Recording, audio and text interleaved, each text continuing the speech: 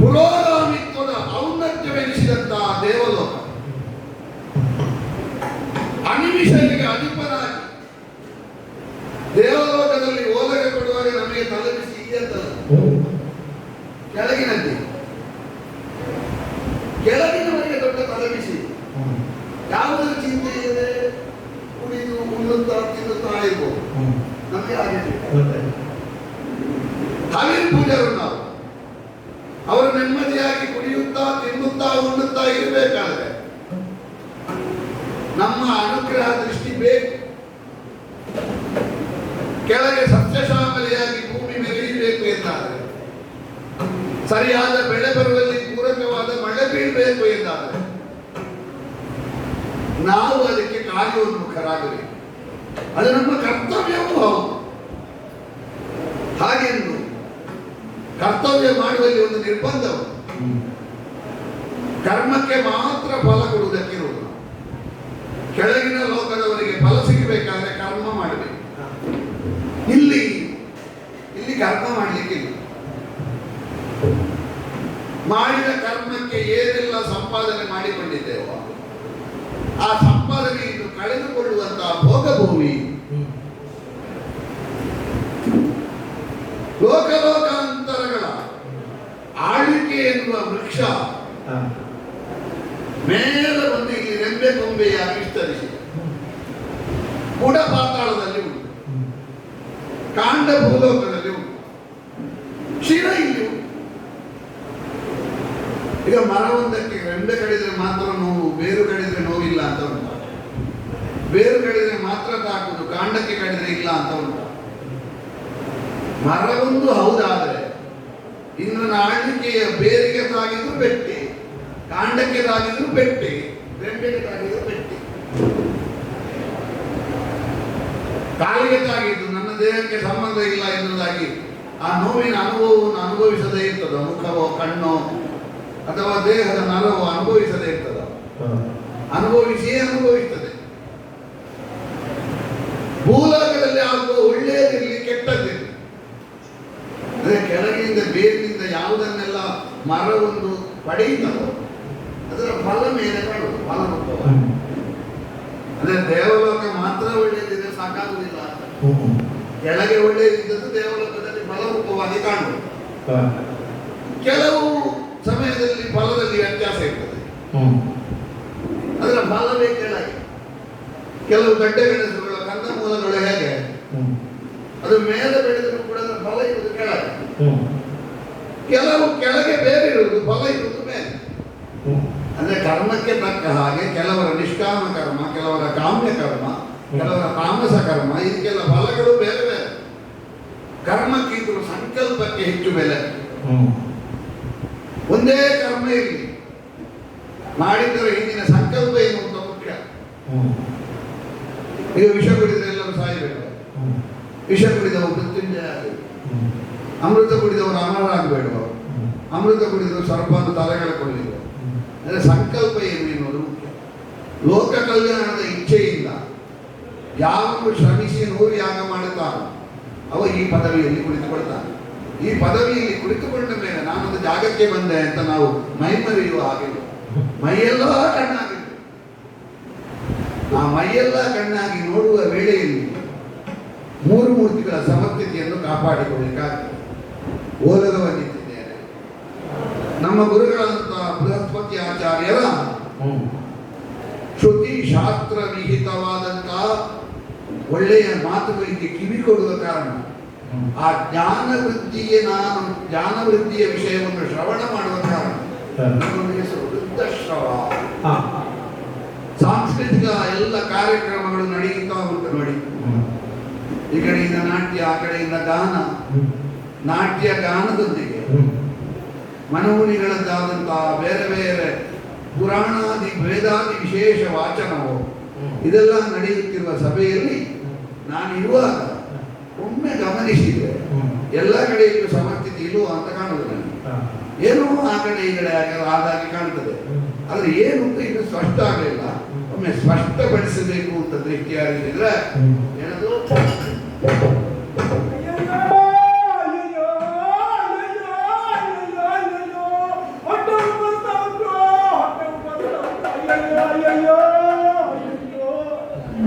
ನಿನಗೆ ಯಾರನ್ನು ನೋಡಿಕೊಂಡು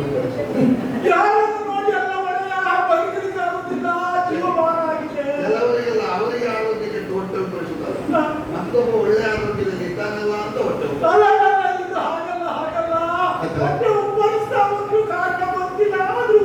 ಏನಾಯಿತು ದೇವದೇವನಿಗೆ ಭಿನ್ನಗವ ನಾನು ಬದುಕೆ ಸಾವು ದೇವ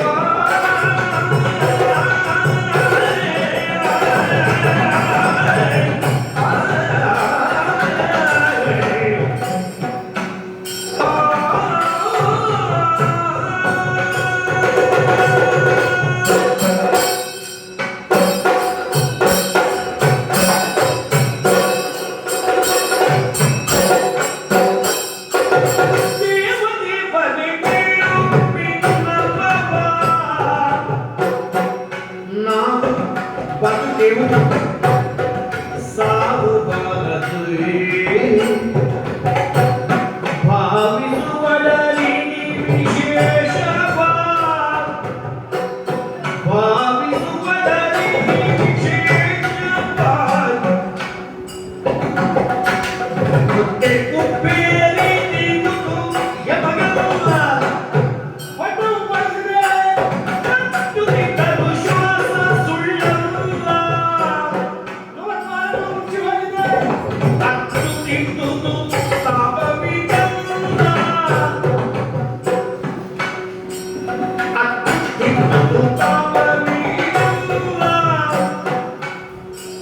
ಕಷ್ಟವಾದ ಕೊಟ್ಟು ಹೋಯಿತು ಬಟ್ಟೆಯರಿಗೆ ದೃಷ್ಟಿ ಗುರಿಯುವುದು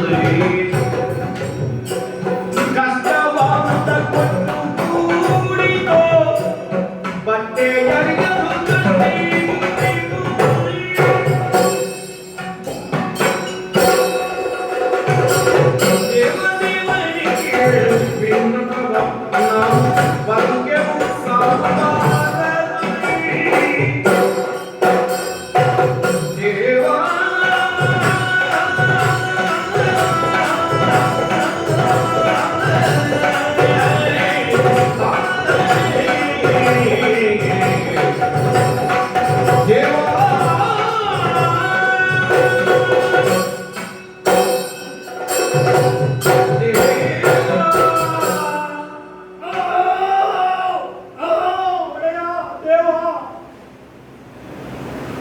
ನಿನಗೇನಾದ್ರು ಬೇಸರ ಉಂಟಾ? ಇಲ್ಲ. ತುಂಬಾ ಸಾಮಾನ್ಯ ಅಟ್ಟಾಸ ಬರದೆ ಹಾಗಾಗಿ ನಾನೇ ಒಂದು ಅಟ್ಟಾಸ ಬರ್ತೇನೆ. ಹಾಗೆ ಅಲ್ಲ ನವದ್ವಾರಗಳು ಮುಚ್ಚಿ ಹೋಗಿ ಹೊಟ್ಟೆ ಒಳಗಿನ ಗಾಳಿ ಹೊರಗೆ ಹೋಗ್ತಾ ಇಲ್ಲ. ಹೊಟ್ಟೆ ದೊಡ್ಡದಾಗಿದೆ, ಉಬ್ಬರಿಸಿದೆ. ನವದ್ವಾರ? ಹೌದು. ನೀವು ಯಾವುದನ್ನು ಹೇಳುವುದು? ಯಾವುದೇ ದೇಹದಲ್ಲಿರುವ ಯಾವುದೇ ದ್ವಾರಗಳಿಂದಲೂ ಹೊಟ್ಟೆ ಒಳಗೆ ನುಗ್ಗಿದ ಒಂಬತ್ತು ಅಂತ ಹೇಳುದಾ? ಹೌದು. ನಾನು ಹೊಸ ದ್ವಾರ ಇಲ್ಲ ಎಲ್ಲ ಆಯ್ತು ಅಂತ. ಇಲ್ಲ ನವದ್ವಾರ ಅಂತ ಹೇಳುದು ಇದು ಹೊಸ ದ್ವಾರ ಅಂತ ಹೇಳುದಲ್ಲ. ಇರುವಂತಹ ನವದ್ವಾರಗಳಲ್ಲಿ ಯಾವುದೇ ದ್ವಾರಗಳಿಂದಲೂ ಹೊಟ್ಟೆ ಒಳಗೆ ತುಂಬಿದ ಗಾಳಿ ಹೊರಗೆ ಹೋಗ್ತಾ ಇಲ್ಲ. ಒಳ್ಳೆಯ ಅಲ್ಲವೇ ಈಗ ನಾವು ದೇವಲೋಕದವರು. ಹೌದು. ನಮಗೆ ಹಸಿವೆ ಉಂಟು? ಹಸಿವೆ ಇಲ್ಲ. ಬಾಯಾರಿಕೆ ಉಂಟು? ಇಲ್ಲ. ಬೆವರು ಉಂಟು? ಇಲ್ಲ. ವಾಸನೆ ಉಂಟು? ಇಲ್ಲ. ಆದ್ರೂ ನೀನು ಹೊಟ್ಟೆ ಉಬ್ಬರಿಯುತ್ತದೆ, ನವದ್ವಾರಗಳು ಮುಚ್ಚಿ ಹೋಗಿವೆ, ನನಗೆ ಕೂಡುವುದಿಲ್ಲ, ಆರೋಗ್ಯ ಹಾಳಾಗಿದೆ. ಆಗುವುದಿಲ್ಲ ಅಂತಲ್ಲ, ಆಗ್ತದೆ. ಆದ್ರೆ ಈಗ ನಿನಗೆ ಏನಾಗ್ತದೆ? ಒಡೆಯ ಇಲ್ಲ ಆಗದೆ ಈಗ ಅಶ್ವಿನಿ ಹೊರಟದೆ. ವೈದ್ಯರು ಮೈಯೆಲ್ಲ ಉರಿ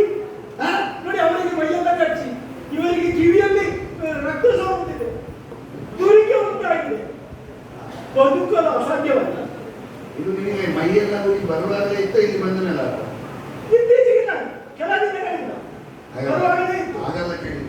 ಹಾ, ಅವರಿಗೆ ಕಟ್ಟಿ ಹಾ, ಇವರಿಗೆ ತುರಿಕೆ, ತುರಿಕೆ ನನಗೆ ಏನಾಗಲಿಲ್ಲ ಅಂದ್ರೆ ನೀವು ಮೈ ಉರಿ ಆಗುದಲ್ಲ. ಹಾಗೆಲ್ಲ ನನಗೂ ಉಪರಿಸಿದೆ. ಹಾ, ನಾನು ಸರಿ ಇದ್ದೇನೆ ಅಂತ ಮೈ ಉರಿ ಅಲ್ಲ. ಹಾ, ನಿನಗೆ ನಿನ್ನ ಕಾರಣದಿಂದಲೇ, ಆರೋಗ್ಯದ ಕಾರಣದಿಂದಲೇ ಮೈ ಉರಿ. ಹೌದು ಒಳ್ಳೆಯ ದೊಡ್ಡದಾದಂತ ಹೊಟ್ಟೆ. ಇದು ಭೂಲೋಕದಲ್ಲಿ ಒಂದು ವಿನೋದಕ್ಕೆ ಒಂದು ಕಥೆ ಉಂಟು. ಸತ್ಯವಶದ ಎನ್ನುವ ವಿಷಯ ಬೇರೆ. ಹಾ, ಅದೇ ಕಥೆಯಲ್ಲಿ ಒಂದು ಸತ್ಯವೂ ಉಂಟು, ಸ್ವಾರಸ್ಯವು. ಏನು ಒಳ್ಳೆಯದು. ಒಬ್ಬ ತಪಸ್ಸು ಮಾಡಿದಾನೆ. ಹಾ, ಅವ ತಪಸ್ಸು ಮಾಡುವುದನ್ನು ನೋಡಿ ಹಾ. ಜ್ಞಾನಮಣಿಯವನು ಹೋದ. ಹಾ, ತಪಸ್ಸು ಮಾಡಿದ ಬ್ರಹ್ಮದೇವ ಒಲಿದ. ಹಾ, ಒಲಿದ ಬ್ರಹ್ಮದೇವ ಮೊದಲನಲ್ಲಿ ಕೇಳಿದ, ಏನು ಬೇಕು ನಿನಗೆ? ಹಾ, ನನಗೆ ಏನು ಬೇಕು ಅಂತ ಈಗ ಹೇಳುವುದಿಲ್ಲ. ನನ್ನ ನೆನಮನೆಯವ ತಪಸ್ಸು ಮಾಡ್ತಾ ಇದ್ದಾನೆ. ಹಾ, ಅವ ಏನು ಕೇಳಿದ್ದಾನೆ, ಅದರ 2 ಪಟ್ಟು ನನಗೆ ಬೇಕು ಅಂತ ಹೇಳಿದ. ಹಾ, ಇವ ನೆನಮನೆಯವನಲ್ಲಿ ಹೋಗಿ ಕೇಳಿದ್ದಾನೆ. ಹಾ, ಅವ ಏನು ಕೇಳಿದ ಅಂತ ಇವ ಕೇಳಿದ್ದಾನೆ. ಹಾ. ಅವ ಎಂತದ್ದು ಕೇಳಿಲ್ಲ, ನೀನು ಕೇಳಿದ 2 ಪಟ್ಟು ಬೇಕು ಅಂತ ಹೇಳಿದ್ದಾನೆ. ಹಾ. ಹಾಗಾದ್ರೆ ಒಂದು ಕೆಲಸ ಮಾಡಿ, ನನ್ನ ಒಂದು ಕೈ, ಒಂದು ಕಣ್ಣು, ಒಂದು ಕಾಲು ತೆಗಿ. ಅವನು 2 ಹೋಗ್ತದಲ್ಲ. ಹಾ, ಹಾಗೇನು ಒಳ್ಳೆಯದು.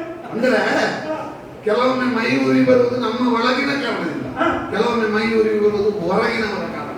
ಹಾ, ಇದು ಒಳಗಿನ ಕಾರಣದಿಂದ. ಇದು ಯಾವ ಕಾರಣ ಅಂತ ಗೊತ್ತಿಲ್ಲ ಒಳ್ಳೆಯ. ಕಾರಣ ಗೊತ್ತಿಲ್ಲ, ಕಾರ್ಯ ಆಗಿದೆ. ಹಾ, ಏನೆಲ್ಲ ಆಗಿದೆ? ಹೊಟ್ಟೆ ಉಪರಿಸಿದ ತುಳಿಗೆ ಕಚ್ಚಿ ರಕ್ತ ಸೋರುವುದು ಒಟ್ಟಾರೆ. ಒಟ್ಟು ಸಮಸ್ಥಿತಿಯಲ್ಲಿ ಇಲ್ಲ. ಹೌದು. ನೀವು ಅಲ್ಲಿಗೆ ಹೋದ್ರ? ಒಳ್ಳೆಯ ಅಲ್ಲಿಗೆ ಹೋದ್ರ? ಅಲ್ಲಿಗೆ ಹೋಗ್ಲಿ. ಎಲ್ಲಿಗೆ? ಅಲ್ಲಿಗೆ ಅಲ್ಲಿಗೆ ಅದು ನೀವೇ ಹೇಳಿದ್ದು. ಅದೇ ನಾನು ಅಲ್ಲಿಗೆ ಅಲ್ಲಿ ಹೋಗಿಲ್ಲ. ಅಷ್ಟಿದೆ ದೇವತೆಗಳಲ್ಲಿಗೆ. ಅಲ್ಲಿ ನಮ್ಮ ವೈದ್ಯರವರಲ್ವ? ಅಲ್ಲಿಗೆ ಹೋಗಿಲ್ಲ ಒಳ್ಳೆಯ. ಯಾಕೆ ಹೋಗಲಿಲ್ಲ? ಯಾಕೆ ಹೋಗಿಲ್ಲ ಅಂದ್ರೆ ದೇವತೆಗಳಿಗೆ ಇರುವಂತವನ್ನ ನಾವು ದೇವದೂತರು. ಹೌದು, ನಮಗೆ ಹೇಗೆ ಸಾವು ಇಲ್ಲ. ಸಾವಿರ ಈಗ ಒಂದು ಸಂವಿಧಾನವನ್ನು ನೀವು ಬದಲಿ ಮಾಡುದು ಹೇಗೆ? ನಮಗೆ ಹೇಗೆ ಬದಲು ಮಾಡೋದು?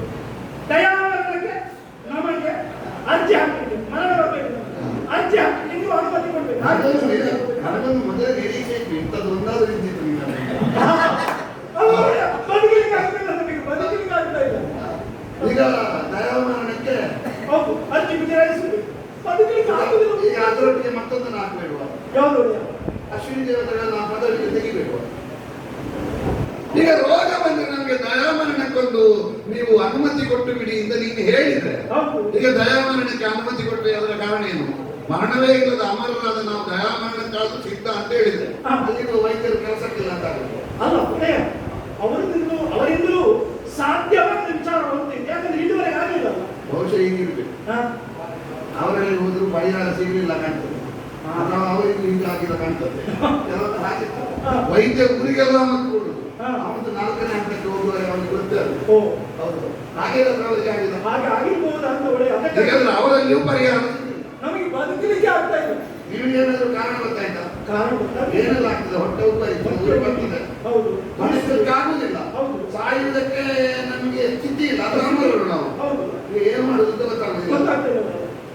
ಈಗ ನಿಮಗೆ ಆದದ್ದು ಎನ್ನುವುದಕ್ಕೆ ಇಟ್ಟು ಹಾ, ಇದು ದೇವಲೋಕಕ್ಕೆ ಬಾಧೆ ಪಡಿಸಿದೆ ಅಂತಾದ್ರೆ ಹಾ, ಇದು ಸ್ವಲ್ಪ ಯೋಚಿಸುವ ವಿಷಯ. ಹೌದು. ಸ್ವಲ್ಪ ಯೋಚಿಸಿ. ಸುರರಂಗ ಮಾತಿಗೆ ಸುರಬಾಲ ನುಡಿದನು. ದಾಲೆಯಲ್ಲಿ ಕೌಶಿಕನು, ದಾಲೆಯಲ್ಲಿ ಕೌಶಿಕನು, ವರತ ಭಗವನು ಮಾಡುತ್ತಿರುವನು ತಜ್ಜ್ವಾಲೆ, ವರತ ಭಗವನು ಮಾಡುತ್ತಿರುವನು ತಜ್ಜ್ವಾಲೆ, ತಜ್ಜ್ವಾಲೆ ಗುರುತೆ ಬಾಗಿಪು ತಮ್ಮನುಲಿ.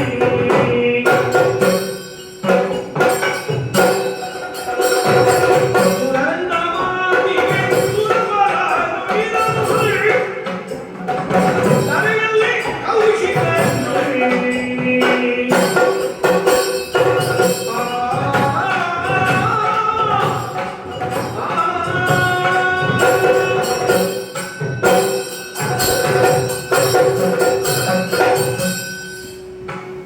ಸುರರೇ, ಒಳ್ಳೆಯ. ನೀನೊಬ್ಬನೇ ಇರುವುದಲ್ಲ, ಹಾ, ನಿನ್ನೊಟ್ಟಿಗೆ ಅಳಲುತ್ತಾ, ಹಾ, ನಿನ್ನೊಟ್ಟಿಗೆ ಬಳಲುತ್ತಾ, ಹಾ, ಆ ಪರಿಭವವನ್ನು ಪವಣೆಯನ್ನು ಹೇಳುವ ಸ್ಥಿತಿ ಇಲ್ಲದೆ ಹಾ, ನಿನ್ನ ಬೆಂಬಲಿಗರಾಗಿ ಕೆಲವು ಮಂದಿ ಇದ್ದಾರೆ. ಹೌದು ಒಳ್ಳೆಯ. ಈಗ ಲೋಕಕ್ಕೆ ಏನಾದರೂ ಇಂಥ ಸ್ಥಿತಿ ಬಂದ್ರೆ, ಅಂದ್ರೆ ಲೋಕಕ್ಕೆ ಕೆಳಗಿನವರು ಹಾ, ನಮ್ಮನ್ನು ಪ್ರಾರ್ಥಿಸಿಕೊಳ್ಳು. ಹೌದು. ಆರೋಗ್ಯ ಕೊಡುವಂತ ಭಾಸ್ಕರನನ್ನು ಪ್ರಾರ್ಥಿಸಿಕೊಳ್ಳು, ಭಸ್ಮ ಕೊಡುವಂತ ಅಗ್ನಿಯನ್ನು ಪ್ರಾರ್ಥಿಸಿಕೊಳ್ಳು, ಹಾ, ಜ್ಞಾನ ಕೊಡುವಂತ ಈಶಾನನನ್ನು ಪ್ರಾರ್ಥಿಸಿಕೊಳ್ಳು ಹ್ಮ್. ಅಲ್ವಾ? ಹೌದು. ಈಗ ಬೇರೆ ಬೇರೆ ದೇವವರ್ಗ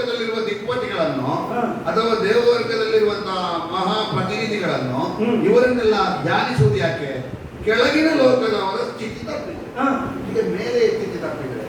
ನೀವು ಕರ್ತವ್ಯ ಒಂದು ಮಾತಿನ ಹಾಗೆ ಯಾವುದು ರಕ್ಷಣೆ ಕೊಡ್ತದೋ ಅಂತ ಬೇಲಿಗೆ ರಕ್ಷಣೆ ಇಲ್ಲದೆ ಇದ್ರೆ ಭಾರವಾಗಿ ಅಲ್ವಾ? ಹೌದು.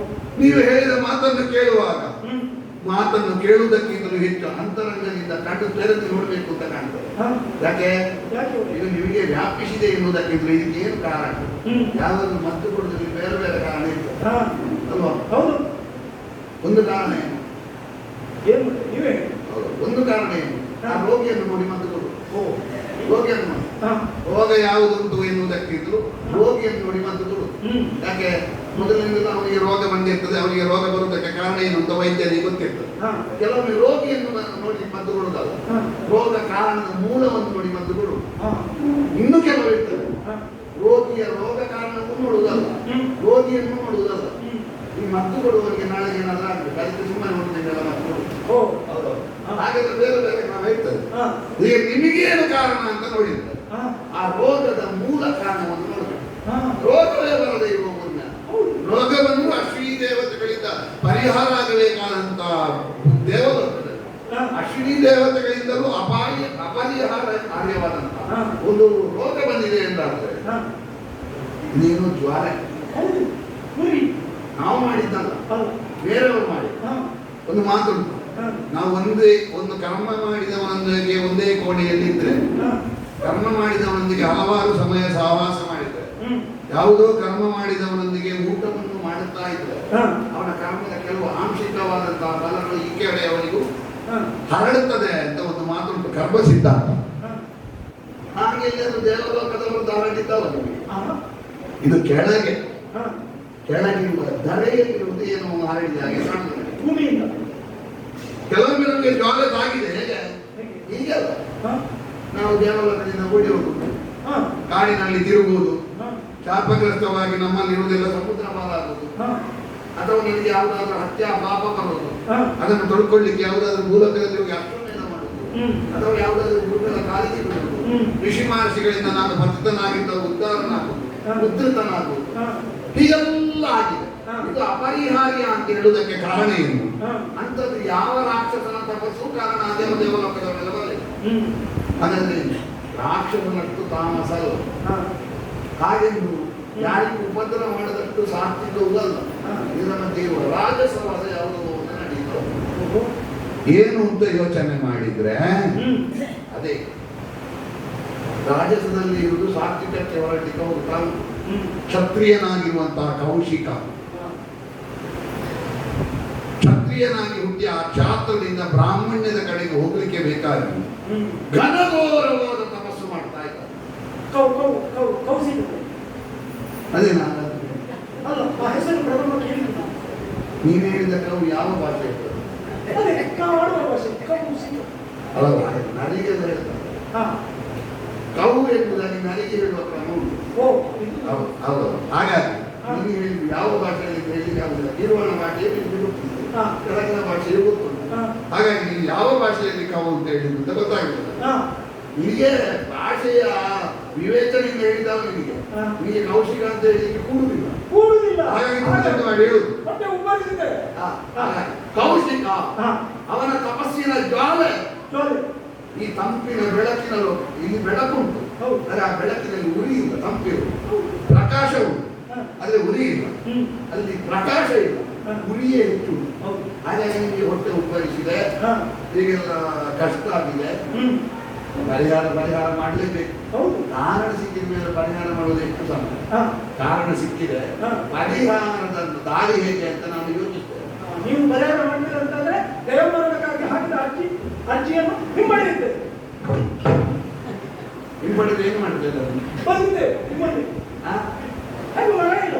ಹೌದು, ದೇವರೊಂದಿಗೆ ದೇವದೂತರಾಗಿ ಬಂದಿದೆ. ನೀವು ಕೆಲಸ ಮಾಡಿ ಅದನ್ನು ಬರೆದು ಹಾಕಿದ ಅರ್ಥ ಯಾಕೆ? ಅದು ನಾಳೆ ದುರುಪಯೋಗ ಆಗಿದೆ. ಕೆಲವರು ಹಾಗೆ ಬರೆದದ್ದು ಉಂಟಲ್ಲ, ಯಾರ್ಯಾರ ಕೈಗೆ ಸಿಕ್ಕಿ ಮತ್ತೆ ಅದು ದುರುಪಯೋಗ ಆಗ್ತದೆ. ಯಾಕೆ? ನೀನೀಗ ಬರೆಯುವಾಗ ನೀನು ಹೆಸರು ಹೊಡಿಲಿಲ್ಲ ಅಲ್ವಾ?